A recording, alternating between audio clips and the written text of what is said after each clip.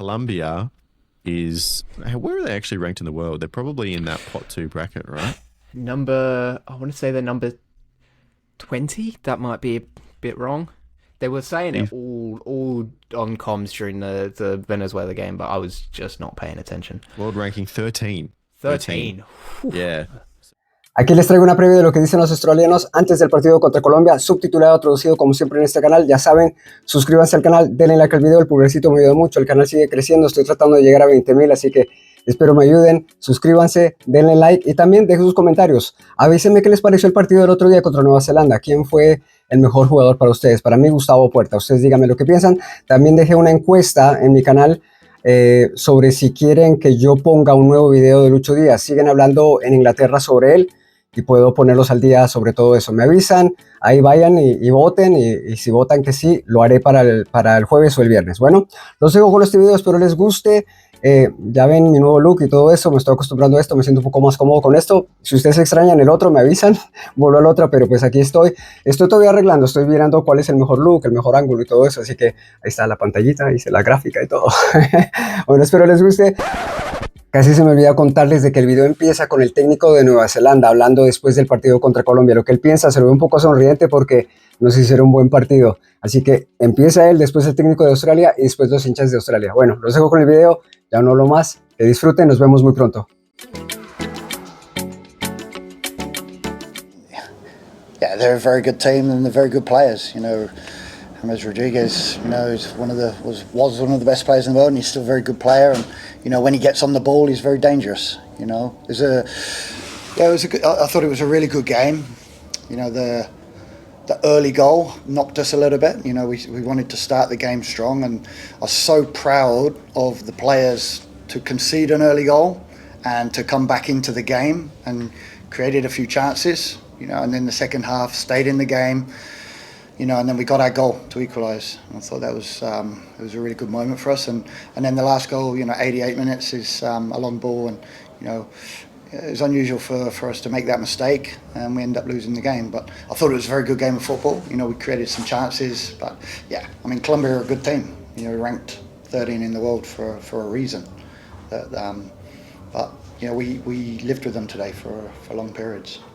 But they got some good players. They're a good team. They're going to do well at the World Cup. You know, some really good individuals, Luis Díaz, and you know, lots of good players. Brought players on that are good players. But like I say, I think we competed well. You know, we had moments where we played our game, our football, brave in possession, and you know, played through, and we had some chances. You know, when the boy hits the volley from the edge of the box, that's close. We could go 2-1 up.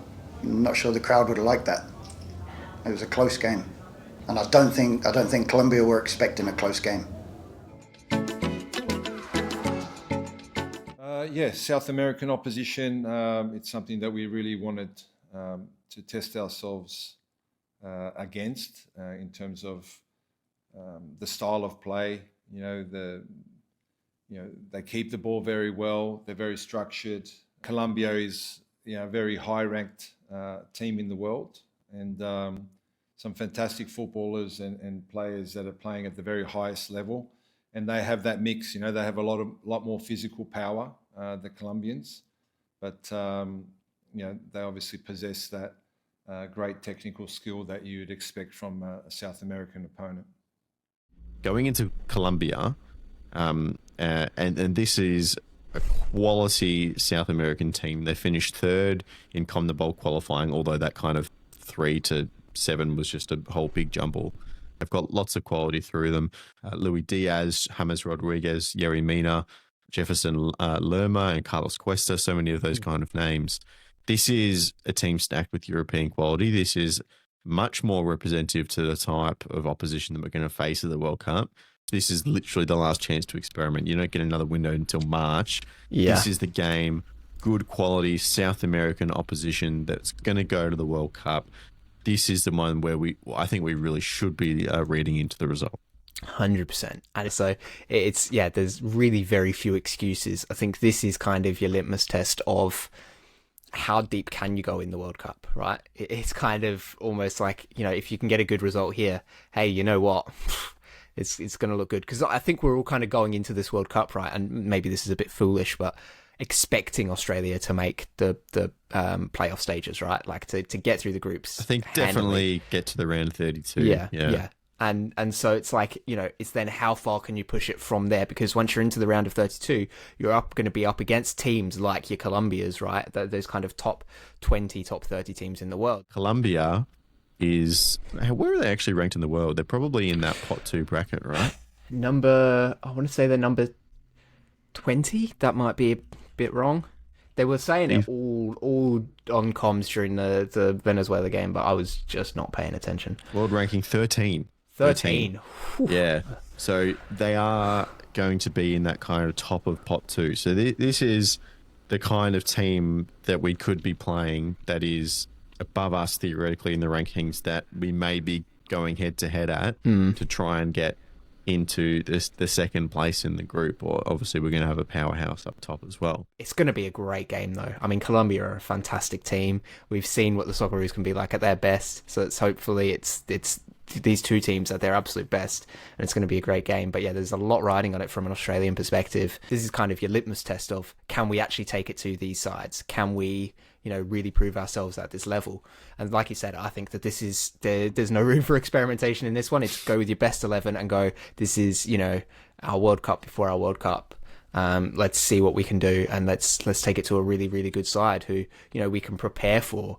We've seen them play just recently against New Zealand, right? We can kind of understand how they might look to attack us and the way they might look to try and progress the ball. I noticed one of the things that they did, they just really overwhelmed the midfield, that kind of second line, and just put a lot of bodies there. Just were like, you can't mark all of us, and if you do, there's a lot of space in behind. So they kind of did that, and then it also meant that they had momentum when they were attacking, because you've got 5 guys running at your defenders, versus like maybe 2 or 3. So you can kind of prepare for that and understand that that's how they're going to approach it. And again, that provides its own unique challenge and test. And I think that this is the one. I think of all the kind of international friendlies that this team has had since qualifying for the World Cup, this is the biggest one, that could almost kind of make or break expectations heading into the World Cup.